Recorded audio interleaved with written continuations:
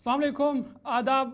वक्त की बात खास प्रोग्राम देख रहे हैं आप। मैं हूं आपके साथ ज़ुहूर लोलाबी। वक्त की बात खास प्रोग्राम में आज बात वज़ीर दाखिला अमित शाह के मिशन जम्मू कश्मीर के हवाले से करेंगे। वज़ीर दाखिला अमित शाह जम्मू कश्मीर के 3 रोज़ा दौरे पर है और इस अहम दौरे पर सबकी नज़रें हैं, क्योंकि जम्मू कश्मीर में इस वक्त सिक्योरिटी सूरत हाल से लेकर सियासत तक बहुत सारे मामला जेर बहस है, इसलिए यह दौरा काफ़ी अहम माना जा रहा है। दौरे के दौरान वज़ीर दाखिला Amit Shah unified command meeting की सदारत करेंगे, जिसमें लेफ्टिनेंट गवर्नर मनोज सिन्हा, फौज, पुलिस और नीम फौजी दस्तों के अलावा हुक्काम जो है वो शिरकत करेंगे। खबर यह भी है कि इस मीटिंग में वज़ीर आला उमर अब्दुल्ला भी शिरकत करेंगे और ये पहली बार होगा कि वज़ीर आला को इस तरह की मीटिंगों में शामिल किया गया हो। इत्तलात के मुताबिक अमित शाह 6 अप्रैल को जम्मू में रहेंगे, जहां 2 दिन क़याम के बाद वो 7 अप्रैल की शाम को श्रीनगर पहुंचेंगे। जम्मू क़याम के दौरान अमित शाह मुमकिन तौर पर सरहदी इलाकों का दौरा करेंगे और सिक्योरिटी एजेंसियों और मकामी इंतजामिया के आला हुकाम के साथ अलग अलग मीटिंगें भी होंगी। वज़ीर दाखिला इस दौरान बीजेपी कोर ग्रुप मीटिंग की सदारत भी करेंगे, जबकि MLAs के साथ भी एक मीटिंग तय है। दौरे के दौरान वज़ीर दाखिला तरक्याती मनसूबों पर पेशरफ्त का भी जायजा लेंगे और कई मनसूबों का इफ्तिताह भी मुतवक्का है। वज़ीर दाखिला अमित शाह श्रीनगर में DSP हुमायूं के अहलखाना से भी मुलाकात करेंगे, जो सितंबर 2023 में कोकनाग में एक इनकाउंटर के दौरान जाँ बाग हुए थे। खबर यह भी है कि वज़ीर दाखिला के श्रीनगर क़याम के दौरान वज़ीर आला उमर अब्दुल्ला भी उनसे मुलाकात करेंगे। वज़ीर दाखिला अमित शाह का ये दौरा एक ऐसे वक्त में हो रहा है जब जम्मू कश्मीर को दरपेश कई मुश्किलातों का सामना है। जम्मू सूबा के कुठवा, उधमपुर, सांबा में गुज़िश्ता 2 हफ्तों से मिलिटेंट मुखालिफ ऑपरेशन जारी है। इन इलाकों में लगातार मिलिटेंटों की नकलो हरकत देखी जा रही है, जबकि सरहद पार से भी दरअंदाजी की कोशिश की जा रही है। दूसरी तरफ जम्मू कश्मीर असम्बली में बजट इजलास चल रहा है, जहां हुक्मरान जमात लगातार रियासती दर्जे की बहाली का मुतालबा कर रही है। ऐसे में अब सबकी नजरें वज़ीर दाखिला के इस अहम दौरे पर है और देखने वाली बात होगी कि वज़ीर दाखिला सिक्योरिटी जायजा इजलास के दौरान क्या हिदायत जारी करते हैं। क्या रियासती दर्जे की बहाली पर कोई अहम पेशरफ्त इस बार होगी, ये देखने वाली बात होगी और इस पर सबकी नजरें रहेंगे। इसी खास मामले पर आज इस खास चर्चा करेंगे। खास मेहमान हमारे साथ ज्वाइन करेंगे। हमारे साथ ब्रिगेडियर विजय सागर जी ज्वाइन करेंगे, डिफेंस एक्सपर्ट है। हमारे साथ भारतीय जनता पार्टी से राकेश पैंट जी हमारे साथ ज्वाइन करेंगे, भारतीय जनता पार्टी के तर्जुमान हैं। नीलूफर मसूद साहिबा हमारे साथ नेशनल कॉन्फ्रेंस से ज्वाइन करेंगी, पहली बार इस डिबेट में वो शामिल हो रही है। और सोहेल काजमी साहब भी हमारे साथ रहेंगे, सीनियर जर्नलिस्ट है, जम्मू कश्मीर की सियासत और जम्मू कश्मीर की सूरत हाल को बखूबी से जानते हैं। तमाम जो हमारे आज के पैनल के गेस्ट हैं सबके पास एक एक करके हम जाएंगे, लेकिन इस वक्त फ़िलहाल सीनियर जर्नलिस्ट सोहेल काजमी साहब हमारे साथ ज्वाइन कर चुके हैं और ब्रिगेडियर विजय सागर जी वो भी हमारे साथ ज्वाइन कर चुके हैं। आप दोनों मेहमानों का बहुत बहुत इस्तकबाल और बहुत बहुत खैर मकदम इस खास प्रोग्राम वक्त की बात में। सोहेल काजमी साहब, सबसे पहले आपके पास आना चाहूँगा। वज़ीर दाखिला अमित शाह का ये दौरा, किस तरह से आप इस दौरे को देख रहे हैं और जम्मू कश्मीर के जो इस वक्त दरपेश मुश्किलात है सियासत से लेकर सिक्योरिटी सूरत हाल तक, ऐसे में वज़ीर दाखिला का ये दौरा कितना अहम है? हाँ लोलाबी साहब, पहले तो विजय सागर साहब को मैं गुड आफ्टरनून, आपको भी गुड आफ्टरनून। दूसरा ये है कि ऑनरेबल होम मिनिस्टर जब भी जम्मू कश्मीर में आते हैं या ऑनरेबल प्राइम मिनिस्टर जब भी आते हैं जम्मू कश्मीर में, तो लोगों की उम्मीदें, लोगों की वाबस्तगियां बढ़ जाती हैं। क्योंकि एक तो परसों ही पार्लियामेंट में जो बड़ा खूबसूरत Waqf amendment bill 2025 taking care of all constraints of the Indians और पूरे माइनॉरिटी को मद्देनजर रखते हुए जो शक शुबात थे उनको दूर करते हुए जो वक्फ अमेंडमेंट बिल 2025 उनकी क़यादत में पास हुआ, एक तो उनकी बहुत बहुत मुबारकबाद है। दूसरा ये है उसके फौरी तौर पे साथ ही वो जम्मू कश्मीर का विजिट करते हैं। वो 3 दिन का विजिट है, क्योंकि यहाँ सिक्योरिटी लैप्स हो रहे हैं, बीच में छुटपुट इंसिडेंट जो है जम्मू प्रोविंस में बढ़ रहे हैं, और उसमें होम मिनिस्टर का विजिट करना बड़ा सिग्निफिकेंट रखता है। आर्मी का, पैरामिलिट्री का मोराल जो है वो बढ़ जाता है और नई चीजें, इनोवेशंस जो हैं वो उनकी बात होती है ऐसी मीटिंग्स में। तो मैं समझता हूं कि होम मिनिस्टर का विजिट, जम्मू कश्मीर विजिट जो है वो जम्मू कश्मीर के लोगों के लिए कुछ ना कुछ सौगात लेके आएगा, कुछ ना कुछ चीजें जो है वो कल अनाउंस करेंगे। और उसके बाद ऑनरेबल जो चीफ मिनिस्टर है यहाँ, उनसे भी उनकी मुलाकात है, यूनिफाइड कमांड की मीटिंग भी है, मार्चर्स जो शहीद हो गए उनसे भी मिलना है, उनकी फैमिलीज का भी मनोबल बढ़ता है। तो मैं समझता हूँ इसकी सिग्निफिकेंस बहुत सी डायमेंशंस में देखी जाती है, और खासकर जम्मू कश्मीर क्योंकि एक सेंसिटिव स्टेट है, और हम कहते हैं कि पाकिस्तान और उनकी नीतियां जो है जम्मू कश्मीर के लिए कैसी हैं पूरी दुनिया जानती है। तो ये विजिट जो है बड़ी उम्मीदों का विजिट है और मुझे लगता है इसके रिजल्ट्स, इसके डिविडेंड्स आने वाले दिनों में जरूर आएंगे और यहाँ जो सरकार चल रही है उनकी कोऑर्डिनेशन के साथ और बेहतर चीजें जो है जम्मू कश्मीर में इंट्रोड्यूस होंगी as far as security related issues are concerned. बिल्कुल ठीक है। मैं दोबारा आपके पास आना चाहूँगा, लेकिन नेशनल कॉन्फ्रेंस से नीलूफर मसूद साहिबा भी हमारे साथ ज्वाइन कर चुकी है। नीलूफर मसूद साहिबा, बहुत शुक्रिया वक्त देने के लिए। वज़ीर दाखिला अमित शाह का ये दौरा, नेशनल कॉन्फ्रेंस इस दौरे को किस तरह से देखती है और क्या उम्मीद है इस दौरे से वाबस्ता है? आपका बहुत शुक्रिया अदा करती हूँ इस मौजू पर आपने मुझे मदऊ किया। आज के रोज जितने भी पैनलिस्ट हैं सबको आदाब सलाम। चूंकि आप जानते हैं कि अमित शाह जी हमारे गृह मंत्री भी हैं और उनकी विजिट इस टाइम पर आफ्टर इलेक्शन कोई इतना बड़ा जो सियासतदान ही नहीं बल्कि वो गृह मंत्री हमारे यहाँ पर आ रहे हैं, एक खुशाइन बात है। हम इसको वेलकम करते हैं। उम्मीदें बहुत ज्यादा है चूंकि मौजूदा सरकार जो है अभी 5-6 महीने ही उनको हो गए, लेकिन इस 6 महीने के दौरे में पहला दौरा है गृह मंत्री जी का। हम उम्मीद रखते हैं कि काफी बड़ी अनाउंसमेंट्स हो जाएंगी। खसूसन हमें ये भी उम्मीद है, चूंकि हमेशा से कुछ 5-6 सालों से कहा गया है कि स्टेटहुड आपकी रेस्टोर हो जाएगी। मुझे लगता है कि शायद वक्त मौजू है। एक स्टेट गवर्नमेंट भी, यूटी गवर्नमेंट भी है यहाँ पर, तो बहुत अच्छा होगा कि अगर वो ईद का तोहफा, नवरात्रा का तोहफा, यहाँ के लोगों को रामनवमी का तोहफा यहाँ के लोगों को दे और ये अनाउंस करे कि विद इन 1 मंथ 2 मंथ या जो भी वो टाइम फ्रेम देते हैं उसके अंदर अंदर जो स्टेटहुड है उसको रेस्टोर किया जाएगा। साथ में चूंकि आप जानते हैं कि जो जम्मू है, खसूसन पीर पंचाल के इलाके जिसमें कठुआ है, डोडा है, पुंछ है, वहां पर मिलिटेंसी अटैक्स जो है या टेररिज्म के अटैक्स जो है वो ज्यादा बढ़ गए हैं। बहुत जरूरत है कि उसका सिक्योरिटी रिव्यू लिया जाए कि किस तरीके से ये लोग अंदर आ जाते हैं, इन्फिल्ट्रेट करते हैं, जब हमारी नीति है कि 0 इन्फिल्ट्रेशन होनी चाहिए, कहाँ पर कमी रह रही है। इस चीज को भी देखने की बहुत जरूरत है। इसमें हम उम्मीद करते हैं उमर साहब भी बैठेंगे तो वो भी जायजा देंगे कि ग्राउंड जीरो पर क्या क्या हालात है, कैसे है। वो भी एक बिग चंक ऑफ लोगों को डेमोक्रेसी रिप्रेजेंट कर रहे हैं। हमें उम्मीद है कि कुछ अच्छे फैसले ही हो जाएंगे और अच्छे अनाउंसमेंट हो जाएंगे। ठीक है मसूद साहिबा, ठीक है, मैं आऊँगा दोबारा आपके पास, लेकिन भारतीय जनता पार्टी से राकेश जी भी हमारे साथ ज्वाइन कर चुके हैं। राकेश जी, बहुत शुक्रिया वक्त देने के लिए। वज़ीर दाखिला अमित शाह का ये दौरा, किस तरह से आप इस दौरे को देखते हैं और क्या उम्मीद इस बार लगाई? क्या जो वादा भारतीय जनता पार्टी या मरकजी सरकार ने किया था कि मुनासिब वक्त पर जम्मू कश्मीर को रियासत का दर्जा बहाल किया जाएगा, लोग कह रहे हैं कि यही मुनासिब वक्त है और सही वक्त है, तो क्या ये उम्मीद हम इस बार लगाए कि रियासत का दर्जा, इस पर कोई अहम पेशरफ्त या हतमी फैसला हो सकता है? सबसे पहले तो श्री रामनवमी की सभी को शुभकामनाएं। अभी ईद गुजरी है और जम्मू कश्मीर में खुशहाली का दौर चल रहा है और ये सारा कुछ 370 जाने के बाद का है। और यहाँ जम्मू जो है, जम्मू कश्मीर प्रगति के रास्ते पर अग्रसर है। माननीय गृह मंत्री जी 3 दिवसीय दौरे पर जम्मू कश्मीर पधार रहे हैं, उनका स्वागत है, भव्य स्वागत हो रहा है। यहाँ पर वो भारतीय जनता पार्टी के कुछ हमारे विधायक हैं जिनके 28 विधायकों से मुलाकात करेंगे। उसके बाद अभी जो कठुआ में अटैक हुआ उसमें जिन शूरवीरों ने देश के लिए अपने प्राण न्यौछावर किए, बलिदान दिया, उन परिवारों से भी वो मिलने का उनका कार्यक्रम है। उसके बाद यूनिफाइड कमांड है हमारी, उसमें भी वो भाग लेंगे, उसकी मीटिंग है। तो मैं ये समझता हूँ कि यहाँ तक आपको स्टेटहुड की बात अभी नीलोफर साहिबा कर रही थी, तो मुझे लगता है कि मुनासिब वक्त जो है वो गवर्नमेंट ऑफ इंडिया जानती है कि कब मुनासिब वक्त है और कब स्टेटहुड देनी है। यहाँ तक राज्य का दर्जा देने की बात है। माननीय गृह मंत्री जी और आदरणीय प्रधानमंत्री जी दोनों ने कहा है कि जम्मू कश्मीर को राज्य का दर्जा दिया जाएगा, तो बिल्कुल दिया जाएगा। उनकी बात जो है उन्होंने ऐसे ही नहीं कहा।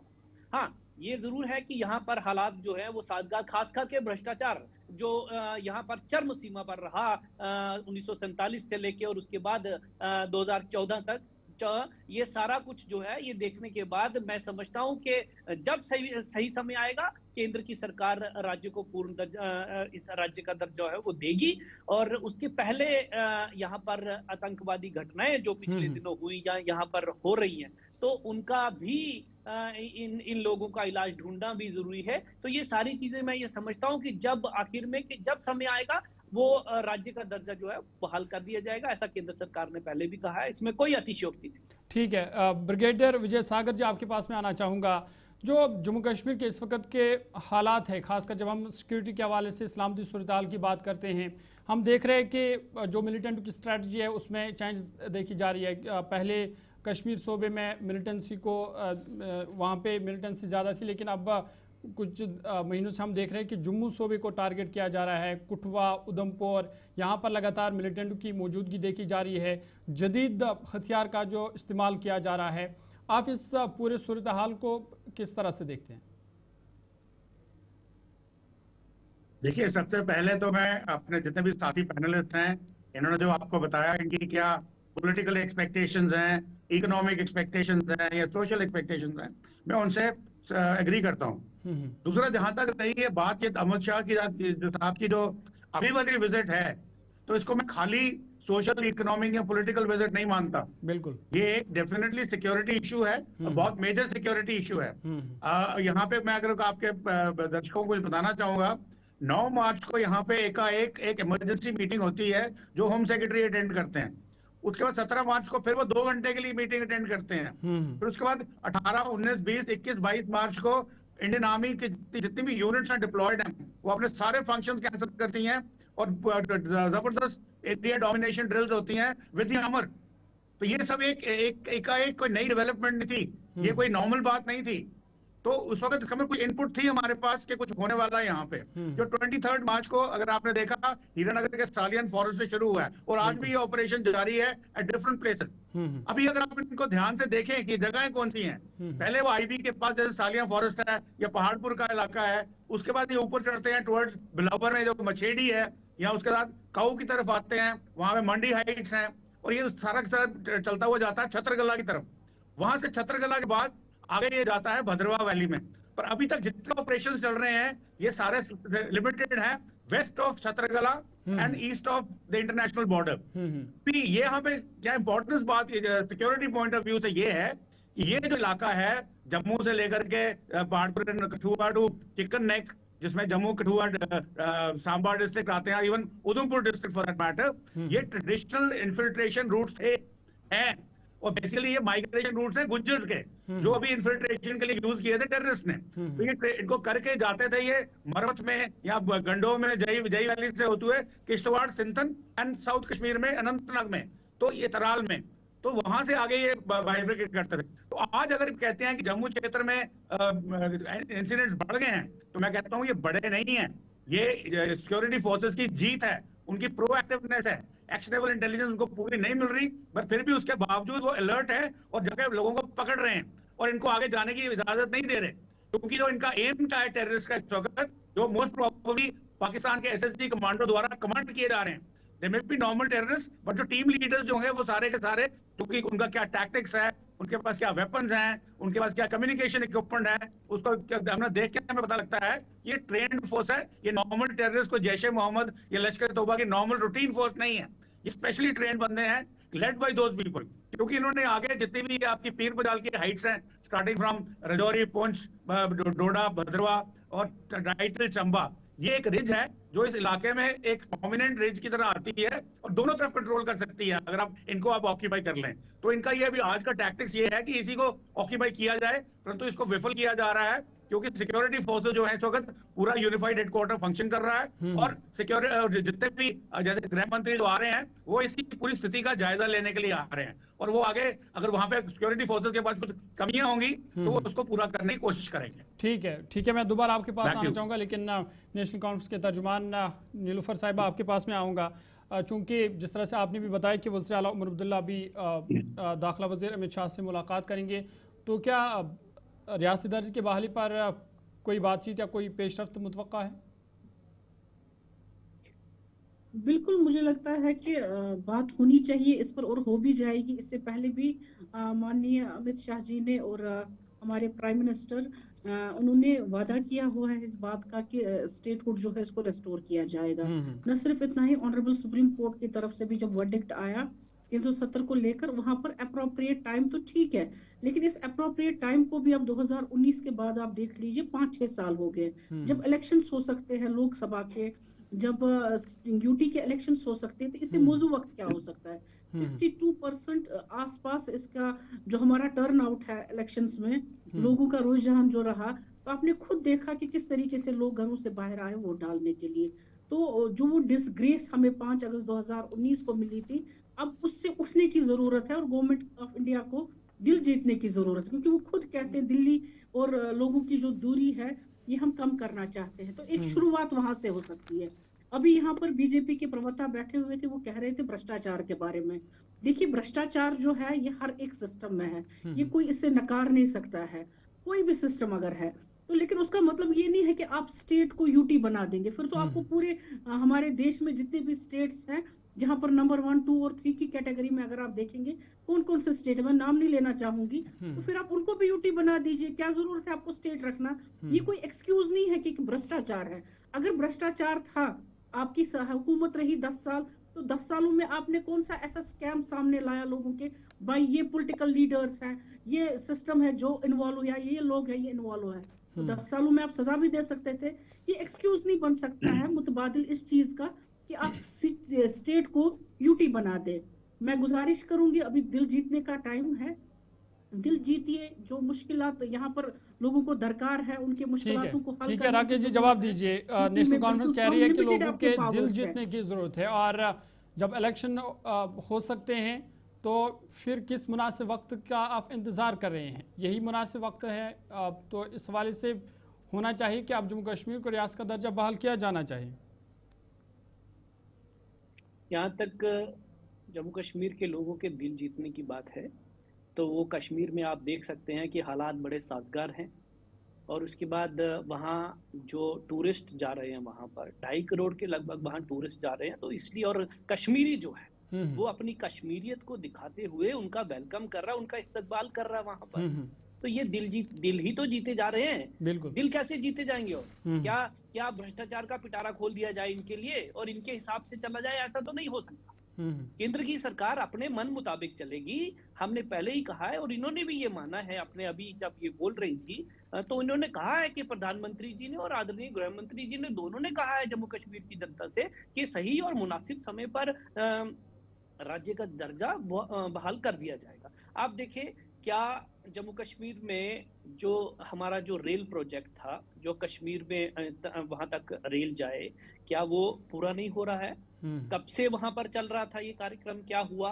वहां पर जो हमारी 6 लेन जो कश्मीर में बन रही है, कहाँ 8-8, 9-9 घंटे लगते थे, 3.5 घंटे में आप कश्मीर पहुंच रहे हैं। कहाँ ये एक्सप्रेस वेज बन रहे हैं? क्या कटरा से हो गया, क्या दिल्ली तक बन रहे हैं? इंसान अभी चलेगा और 6 घंटे में आप दिल्ली पहुंच सकते हैं, और जो जम्मू से अभी कश्मीर जाएगा वो 3 घंटे, और शाम को कश्मीर से वापस आना चाहे तो वो आ सकता है। ये प्रगति का दौर है आदरणीय प्रधानमंत्री जी के नेतृत्व में। राकेश जी, जिस तरह से आपने बात की कि वादी कश्मीर में जो है अब अमन कायम हुआ, लेकिन आप पर इल्ज़ाम ये भी लग रहा है कि जिस तरह से आप बता रहे हैं कि दफ़ा 370 के बाद जो वादी कश्मीर में अमन कायम हुआ, जम्मू कश्मीर में अमन कायम हुआ, लेकिन नेशनल कॉन्फ्रेंस या पीपल्स डेमोक्रेटिक पार्टी आप पर लगातार ये इल्ज़ाम लगा रही है कि जब से 370 का खात्मा हुआ तो जम्मू सूबे में, जहाँ पर उनके मुताबिक अगरचे कई इलाके जो मिलिटेंसी फ्री कर दिए गए थे, लेकिन अब जम्मू सूबे में मिलिटेंसी जो है वो ज़्यादा बढ़ रही है।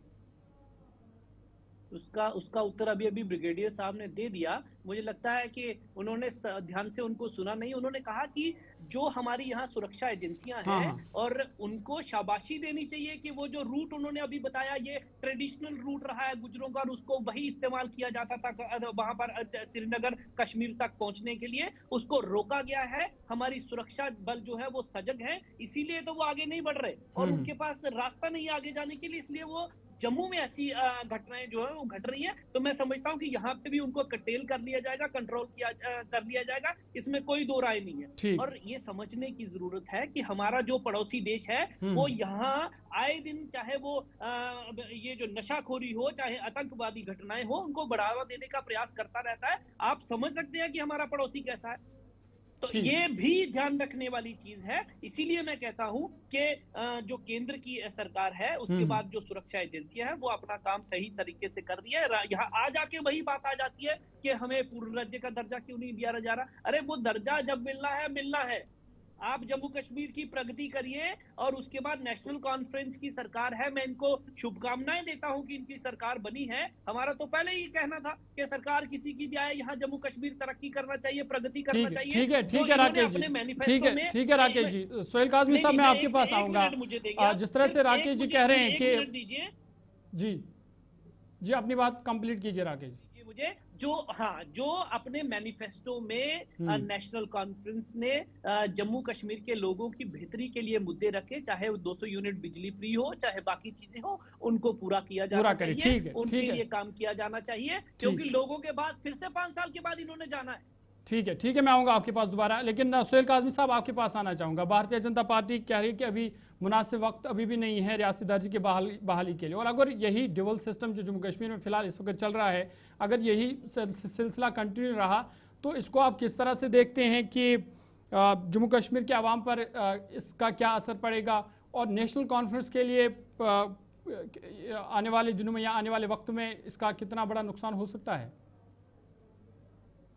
देखिए, फायदा और नुकसान की बात नहीं है। जो मैंडेट लोगों ने दिया है और जो चुनी चुनाई सरकार जम्मू कश्मीर में काम कर रही है और बड़े अच्छे ढंग से उमर अब्दुल्ला उसको लीड कर रहे हैं, उसमें कोई शंका नहीं है। लेकिन बीच बीच में वो भूल जाते हैं कि यूनियन टेरिटरी है और यहाँ यूनियन टेरिटरी का रखरखाव जो है वो स्टेट से डिफरेंट है। स्टेटहुड तो अभी मुझे लगता नहीं इतनी जल्दी जम्मू कश्मीर में आएगी, उसके बड़े रीजंस हैं, उस पर लंबी डिबेट हो जाएगी। लेकिन ये मैं समझता हूँ आपकी वसादत से, क्योंकि बहुत दुनिया आपको देखती है कि अगर होम मिनिस्टर की सरपरस्ती में यहाँ की काबीना, यहाँ के चीफ मिनिस्टर को भी कॉन्फिडेंस में लिया जाए कुछ चीजों में, तो बहुत सी चीजें जो हैं, जिस तरह से कि हम ब्रिगेडियर साहब जानते हैं ह्यूमन इंटेलिजेंस है, उसको और मजबूत किया जाए ताकि छोटा मोटा छुटपुट इंसिडेंट भी जो है वो ना हो सके। ऑपरेशन ऑल आउट 2014 से ऑनवर्ड्स बिल्कुल अच्छी तरह चल रहा है और सक्सेसफुली चल रहा है, और जो एक क्लियर और लाउड मैसेज पाकिस्तान को 2014 के बाद नरेंद्र मोदी जी ने दिया है, उसके रिजल्ट्स, डिविडेंड्स बहुत अच्छे आ रहे हैं। लेकिन क्योंकि ये सेंसिटिव स्टेट है, हम अपने ना पड़ोसी को बदल सकते हैं, ना उनकी नीतियों को बदल सकते हैं। हमको सतर्क रहना है, और सतर्कता के लिए यहाँ एक चुनी चुनाई सरकार है, उसकी बैकिंग जो है हमेशा होती रहनी चाहिए। जैसे प्राइम मिनिस्टर कहते हैं, होम मिनिस्टर भी कहते हैं कि हम बिल्कुल इनके साथ हैं, जो भी लोगों का मैंडेट है। और मैं समझता हूँ उसको दिखना चाहिए वो मैंडेट, क्योंकि यूनियन टेरिटरी के अपने लॉज हैं, 2 पावर हाउसेज हैं, इसमें कोई दो राय नहीं है। लेकिन दोनों पावर हाउसेज का जो डिफाइंड वर्क है वो डिफाइंड है। बिजनेस रूल भी थोड़े दिनों बाद आ जाएंगे। लेकिन मैं समझता हूँ कि अगर गवर्नमेंट ऑफ इंडिया और अच्छी तरह इनको बैक करे तो ये छोटी मोटी मुश्किलातें जो हैं ये भी हल हो सकती हैं, और ऑन ग्राउंड उसका फायदा जो है लोगों को हो सकता है। लेकिन होम मिनिस्टर का या प्राइम मिनिस्टर का विजिट अपने आप में ही कुछ चीजों को आने से दुरुस्त कर देता है। As far as security drills are concerned, as far as morale of the people and morale of the paramilitary, खासकर इंडियन आर्मी का मोरल है वो बड़ा मजबूत होता है, और उसका फायदा जो है ऑन ग्राउंड मिलता है। ठीक है, ब्रिगेडियर साहब, विजय सागर साहब आपके पास में आना चाहूँगा। जो हम देख रहे हैं खासकर गुज़िश्ता 2 हफ्तों से हीरानगर में पहले मिलिटेंट को देखा गया, उसके बाद पंचतरनी, और फिर हमने देखा कि कुठवा से लेकर फिर उधमपुर में भी मिलिटेंट को देखा गया, और इस दौरान अगर से इनकाउंटर भी हुए जहां सिक्योरिटी फोर्स को भी नुकसान उठाना पड़ा। तो ये जो हम कंटिन्यू मिलिटेंटों की मौजूदगी देख रहे हैं, दरअंदाजी की कोशिश भी हो रही है, तो क्या लेकिन अभी भी जो है मिलिटेंट को न्यूट्रलाइज नहीं किया गया, तो क्या आप समझते हैं कि कहीं ना कहीं स्ट्रेटजी में तब्दीली लाने की जरूरत है? देखिए, जैसे कि मैंने पहले भी आपको बताया कि एक बड़ी मैसिव इंटेलिजेंस इनपुट थी जिसके ऊपर अभी काम हो रहा है, और बहुत सारी फोर्स एक्विजिशंस भी हो रही हैं, यानी कि और फोर्सेस को बुलाया जा रहा है और एरियाज को इफेक्टिवली मैप किया जा रहा है। अभी यहाँ पे दुख की बात यह है कि हमारी बहुत सारी कैजुअलिटीज हो चुकी हैं, चाहे वो सिविलियन कैजुअलिटीज हैं या सिक्योरिटी फोर्सेस की कैजुअलिटीज हैं। तो सबसे पहले तो जितने हमारे जो शहीद हुए हैं उनको मेरा शत नमन है, उनको प्रणाम है कि उन्होंने अपने प्राणों की आहुति दी। परंतु हमें यहाँ ये समझना है कि जो इनिशिएटिव है वो हमेशा अटैकर के पास होता है, और मिलिटेंट इस वक्त अटैकर है, और हमारे को ऊपर जो इनपुट मिल रही है हमारे पर, उसके हिसाब से जो सिक्योरिटी फोर्सेस हैं बहुत अच्छा काम कर रही हैं, और डीजीपी साहब जो हमारे नलिन प्रभात साहब हैं वो उसको खुद लीड कर रहे हैं, और वो एक एक्सपीरियंस्ड ऑफिसर्स हैं जिनको कोबरा फोर्स लीड करने का एक्सपीरियंस है, जो उन्होंने आंध्र प्रदेश में किया था, और आज आंध्र प्रदेश में नक्सलवाद बिल्कुल नहीं है। तो आई एम श्योर ये अभी नए आया ने टेक ओवर किया है, he'll grow into the thing, understand the situation and इसको खत्म करेंगे। परंतु यहाँ पे समझने की बात आपको ये है कि देखिए मिलिटेंसी जो है, इंसर्जेंसी जो है, जो भी टेररिज्म है, इसको खत्म करने के लिए इसका सोल्यूशन मिलिट्री सोल्यूशन नहीं हो सकता है।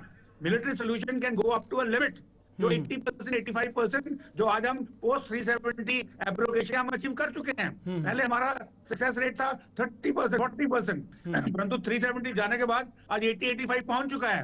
अब यहाँ पे जरूरत यह है, सबसे बड़ी जो हेडेक है इस वक्त वो है ओवरग्राउंड वर्कर्स, जिन्होंने यहाँ पे लंबे समय से आके हैबिलिटेट करके अपना एक नेटवर्क बना लिया है। उसको बर्स्ट करने की बहुत ज्यादा जरूरत है। और उसके लिए कई ये जो लोग यहाँ के रहने वाले हैं, दूर दराज के इलाके हैं, दूर दूर घर हैं लोग, ये हो सकता है रेडिकलाइजेशन की वजह से हो सकता है इकोनॉमिक गेन की वजह से हो, पैसे देके हो, या उनको डरा के करे हो। तो इसके लिए हमें जरूरत ये है कि हम उन जो सिविलियंस हैं उनके लिए भी कोई एक ऐप रखें कि जैसे ही वो कोई मूवमेंट देखते हैं, क्योंकि जो मिलिटेंट आएगा, टेररिस्ट आएगा, वो हमेशा अवॉइड करेगा आर्मी की पोस्ट को या सिक्योरिटी फोर्सेस की पोस्ट को या पुलिस की पोस्ट को। तो वहां पे सिविलियंस ही हैं जो उसको पकड़ सकते हैं, पर सिविलियंस के पास क्या तरीका है इन्फॉर्म करने का कि सर यहाँ मिलिटेंट देखा गया है। तो जो अभी ऑलरेडी उन्होंने दिखाया है ऑलरेडी, अगर ये यहाँ पे कोई ऐप हो, कोई हेल्पलाइन नंबर हो, या कोई सिस्टम बना दिया जाए गवर्नमेंट की तरफ से, तो ये एक बहुत बड़ी उपलब्धि होगी और उसको टेररिस्ट खत्म करने में मदद मिलेगी। नीलूफर साहिबा आपके पास आना सिविलियन पॉपुलेशन है, उसको भी समझाना पड़ेगा। देखिए ये जो टेररिज्म का कोई इंसिडेंट होता है किसी और के यहाँ हुआ, आपको लगता है कि हम सेफ हैं, ये जो ऑस्ट्रिच एटीट्यूड है ये ना रखिए, कल कोई इंसिडेंट आपके साथ भी हो सकता है। इसलिए इसमें पूरी भागीदारी करिए। अगर हमें टेररिज्म को पूरी तरह से जड़ से मिटाना है तो ये लड़ाई हमें सिविलियंस को पूरा भागीदार बन के सिक्योरिटी फोर्सेस का मिलकर लड़नी पड़ेगी। और उसके लिए गवर्नमेंट को भी कुछ नए प्रिकॉशंस लेने पड़ेंगे, कुछ नई स्ट्रेटजीज बदलनी पड़ेंगी, कोई नई चीजें depending on the situation on ground, जो कि मेरे कर रहे हैं, जो मैं आपके यहाँ बोल नहीं सकता, ग्राउंड पे सब कुछ हो रहा है, तो but it will take time. तो धीरे धीरे जैसे कश्मीर में खत्म हुआ, फिर रजौरी पुंछ खत्म हुआ, तो जम्मू डिवीजन का भी खत्म हो जाएगा। खत्म होगा। ठीक है नीलूफर साहिबा आपके पास आना चाहूंगा। आखिरी सवाल, भारतीय जनता पार्टी ये कह रही है कि जो वादे आपने किए हैं आप वो पूरे कर लीजिए, और जब आपने मैनिफेस्टो तैयार किया था, जब आप लोगों के पास वोट लेने गए थे, तब आपने लोगों से ये नहीं कहा था कि जब रियासत का दर्जा बहाल होगा तभी वो वादे पूरे होंगे। देखिए ज़हूर साहब, जो मैनिफेस्टो होता है ये 5 साल मंसूबा है जो 5 सालों में कंप्लीट हो जाएगा। कोई भी पार्टी, पॉलिटिकल पार्टी अगर मैनिफेस्टो बनाती है, चाहे हमारी बीजेपी जो सेंटर में काम कर रहे हैं, माननीय अमित शाह जी है वहां पर गृह मंत्री, जो उन्होंने मंसूबा 5 साल बनाई, आप एक्सपेक्ट नहीं कर सकते विद इन 1 मंथ जो वहां पर है हर कोई आप चीज कर लेंगे। एक शुरुआत बहुत अच्छी होगी, आपने उसको देखा, चाहे AAY को लेकर, चाहे आपका सेशन था वो चेंज करने के लिए, राशन को लेकर हर कोई चीज जो है करने की कोशिश कर रहे हैं। बजट भी बहुत कम है, लिमिटेड रिसोर्सेस है। ये बात सही है कि जब एक 5 साल मंसूबा बना दिया गया, उस वक्त हम ये जानते थे कि यूटी है, लेकिन हम जितने भी आने वाले वक्त में मुझे लगता है कि शुरुआत बहुत अच्छी हो गई है, और 5 सालों में जितने भी हमने वादे किए वो मुकम्मल हो जाएंगे। बहुत शुक्रिया नीलूफर साहिबा, वक्त नहीं है, माजरत चाहूँगा। बहुत बहुत शुक्रिया आपका, आप तमाम मेहमानों का बहुत बहुत शुक्रिया। रिटायर्ड ब्रिगेडियर विजय सागर जी हमारे साथ थे, राकेश पंत भारतीय जनता पार्टी के लीडर हमारे साथ थे, नीलूफर मसूद साहिबा नेशनल कॉन्फ्रेंस से हमारे साथ थे, और सोहेल काज़मी साहब सीनियर जर्नलिस्ट हमारे साथ थे। आप तमाम मेहमानों का बहुत बहुत शुक्रिया, और आप देखने वालों का भी बहुत बहुत शुक्रिया। बात हम कर रहे थे दौरे जम्मू कश्मीर वज़ीर दाखिला के 3 रोज़ा दौरे पर है, जम्मू से लेकर श्रीनगर तक वो दौरा करेंगे। वज़ीर आला उमर अब्दुल्ला से भी वज़ीर आला उमर अब्दुल्ला जो है वो भी वज़ीर दाखिला से मुलाकात करेंगे। ताहम देखने वाली बात ये होगी कि इस दौरे के बाद क्या कुछ निकल कर के सामने आ रहा है। जो जम्मू सूबे के इस वक्त के हालात है, ख़ासकर सलामती सूरत हाल के हवाले से जब हम बात करते हैं, तो क्या उसमें क्या तब्दीली लाई जाएगी, और ख़ासकर जो रियासती दर्जे के बहाली का मुतालबा लगातार हुक्मरान जमात कर रही है जम्मू कश्मीर की, क्या उस पर कोई पेशरफ्त होगी, ये देखने वाली बात होगी। फ़िलहाल आज के इस खास प्रोग्राम में इतना ही, इजाज़त दीजिए, अल्लाह हाफ़िज़।